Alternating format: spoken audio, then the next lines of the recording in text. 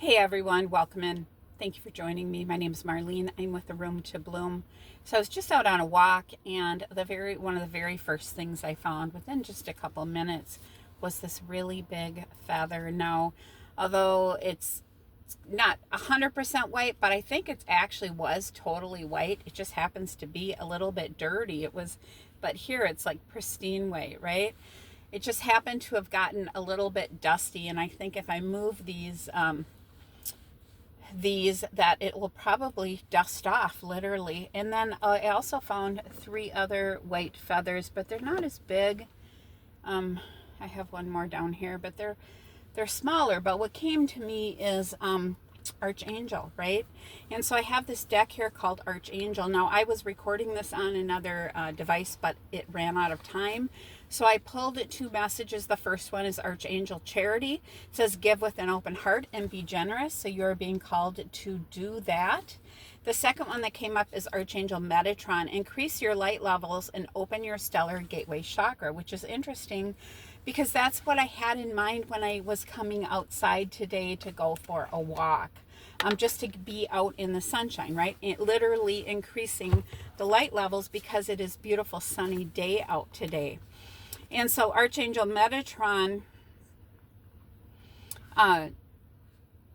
he plans and oversees the ascension process from his etheric retreat above Luxor Temple in Egypt. There is a ninth dimensional temple in the middle of it with 12 sub-temples surrounding it. It's 1:44 on the timer. One of the things I'd like to mention is that I literally had a video on a few minutes ago, and it was this woman standing in front of the pyramids in Egypt, and I didn't stay on it. I just shut it off because I was getting my phone up, and that was like right there. It says, if you are ready, you can visit this retreat to receive Metatron's ascension cloak. He will help you build your personal light.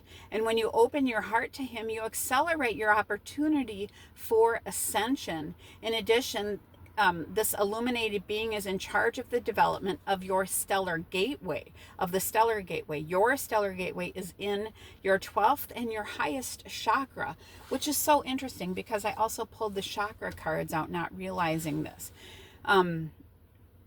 So your gateway is your 12th and highest chakra, a vast golden orange chalice that holds the energy of your monad or I am presence.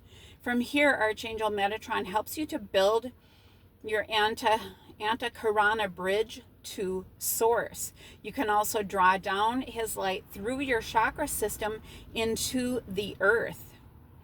You are blessed to receive this card of ascension and higher service, for it shows the mighty Archangel Metatron is with you in working with your stellar gateway chakra.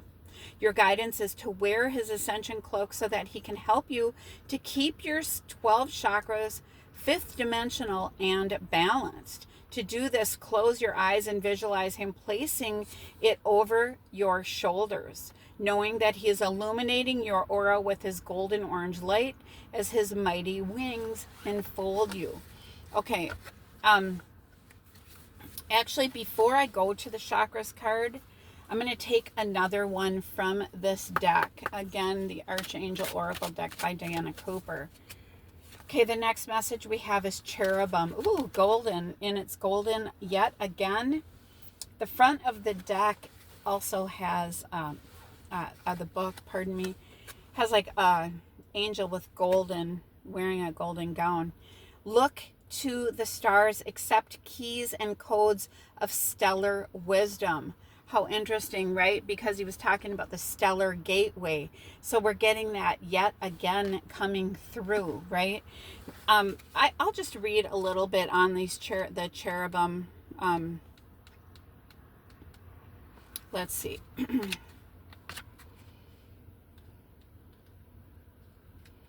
not really sure where they are in this book here.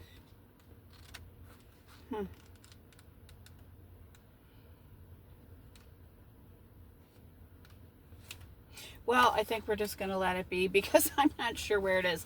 Let's go ahead and go to the chakras, though, and see what comes up. What chakras are ready to step forth with information or messages for you. What would you like to bring forth for the collective? Okay, we have the fourth chakra, the heart chakra. Radiate warmth and sincerity. I am open to sharing and connecting with others as I focus on this moment, not the past or the future. I smile, a kind-hearted way of speaking, or a hug goes a long way towards uplifting others. I offer care and support where I can without rescuing. I nurture and I respect my relationships. That is a balanced heart chakra, right? Okay, radiating warmth and sincerity. The next one we have is the second chakra. It is our sacral chakra. It is represented by the color orange. And by the way, the heart chakra is represented by the color green. Speaks about our well-being. I honor and I respect my body by giving it what it deserves to thrive. I provide myself with the best of food, exercise, water, and relaxation, therapeutic treatments, and thoughts. I only consume foods and liquids that were designed by nature to be in my body. I stimulate my body's energy flow with exercise. I make time to rest, as stillness and tranquility are vital to keep my mind and body rejuvenated. It's interesting, right? So when I came out here today, it's like get in the light, go for the exercise, bring the water. But still had sugar today, right? So it is a practice, right, to get into all of these. Think about when people let go of something, people have vices, right? And so it is definitely taking steps at a time for the betterment of yourself and your experiences, right? Your well-being. Okay, what else do we have here? Oh, okay, so I have two here that want to come out, so I'm just going to set these down.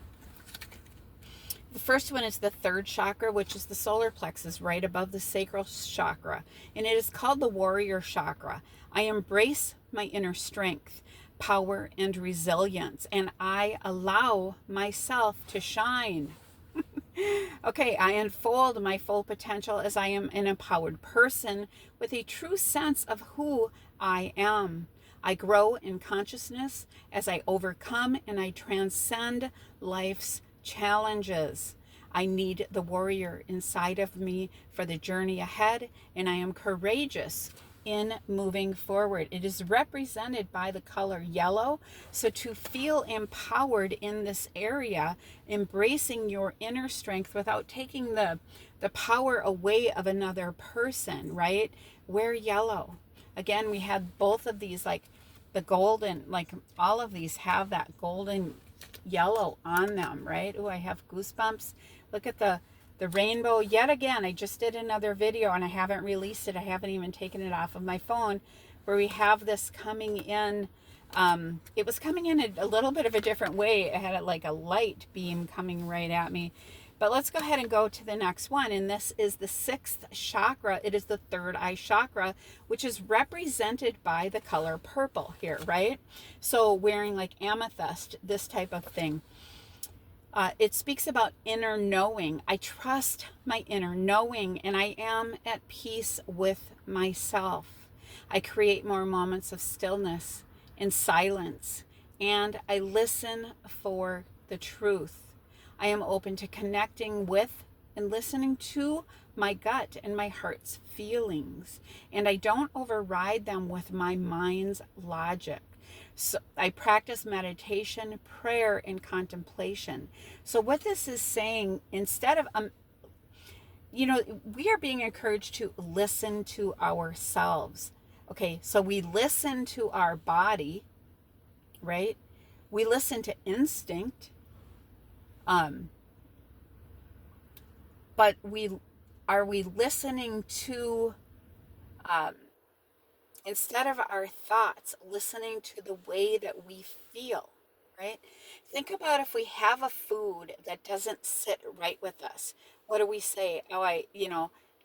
That it makes you feel some sort of way. So you choose at some point to maybe no longer take that in. You might have music or a certain kind of music that doesn't resonate with you because why? It makes you feel some sort of way. You might not go to certain places. Why? Because they make you feel some sort of way. You may not resonate anymore with people that you used to resonate because you have certain feelings that come up, right? And so when you step back, you start to recognize how people, places, situations, food, whatever we're taking in makes us feel. And we have an inner knowing about it, right?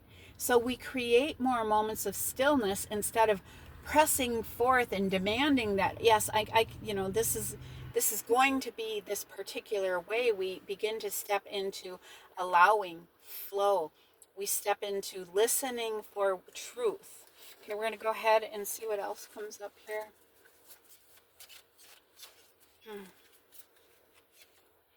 The second chakra. So we have 2 from the sacral chakra, which is our joy center. It was just 1111, which is a twin flame number. We actually have 2 cards. I just realized that I did that again. So this one speaks about abundance. I am worthy and I deserve an abundance of anything that I require. I watch my thoughts to ensure that I am honoring and respecting myself, right? So not taking yourself down. I honor myself by knowing that I am worthy to receive and I am open to receive now. I remind myself that it is a sign of strength to ask for help. It's okay to ask for help, right? The next one, and I have goosebumps as I am ready to bring this message forth. It's our 7th chakra, okay? It's the crown chakra. And it is really represented by a violet. The color is violet. When my mind sways negativity, I remind myself of love, truth, gratitude, and spirit. I am the observer of my thoughts, and I do not let them bring me down. I remind myself to have gratitude and acceptance for what is. And I have the courage of my convictions. I continually pursue a clearer understanding of spiritual truths behind all that is and all that is unfolding. Do you hear the geese? I also have a little white bird flying over. Anyway, and so all that is unfolding, I ask myself, is what I'm thinking the truth? And is it having a positive or a negative impact on my life? I started reading a book this morning,